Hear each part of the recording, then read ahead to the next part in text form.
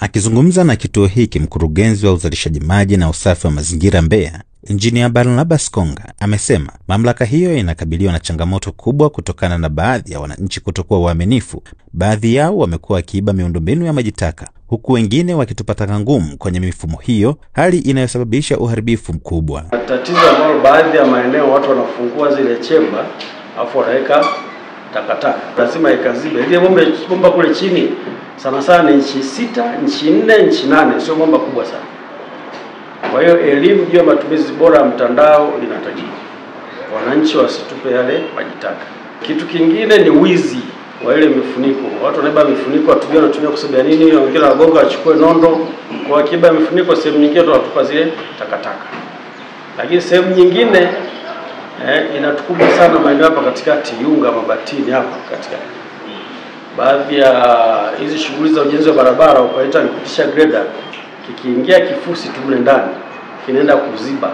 Kwa upande wake, afisa mahusiano wa mamlaka ya maji safi na usafi wa mazingira Mbeya, John Kana, amesema mamlaka imeanza kuchukua hatua madhubuti za kukabiliana na tatizo hilo. Hatua hizo ni pamoja na kufunga mifumo maalum inayofanya mtu anayeharibu miundombinu au kutupa taka ngumu kwenye mifumo hiyo zirejee kwake kama tahadhari ya kuepuka uharibifu. Mtandao wa kisasa ndio ni kweli, lakini pia tujue kwamba unatusaidia sisi wenyewe kutunza mazingira ambayo tunaishi. Kwa hiyo mwananchi, tafadhali naomba nikupe rai kwamba uweze kutumia vizuri. Mfumo unataka maji taka aina ya tope tu, lakini si taka yote ngumu.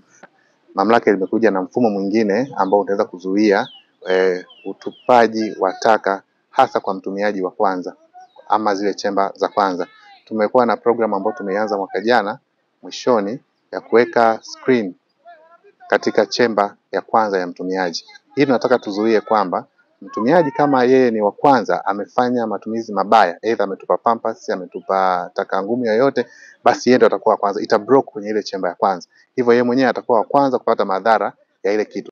Nao baadhi ya wakazi wa Mbeya wameiomba serikali na mamlaka husika kuongeza elimu kwa jamii juu ya umuhimu wa kulinda mifumo ya maji taka. Wananchi wamesema ushirikiano kati yao na mamlaka husika utasaidia kulinda miundombinu hiyo kwa manufaa ya wote.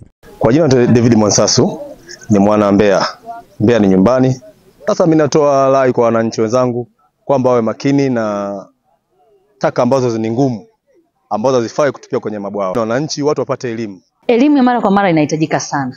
Kwa sababu elimu ikija mara moja, tena ukakaa mpaka mwishoni labda pengine mwa mwaka au mwaka mwingine ukaja ukatoa elimu, mwananchi huyu si rahisi kuzingatia. Na hata utunzaji wa hii miundombinu ya maji taka inatakiwa iwe hivyo hivyo, ili kusudi sasa mwananchi huyu awe anaelewa kwamba nikitupia kitu hiki kwenye mfumo huu, huenda maji haya yakaja tena mtaani kwetu yakatuathiri sisi wenyewe. Nikiripoti kutoka Mbeya, mimi ni Samuel Mpogole.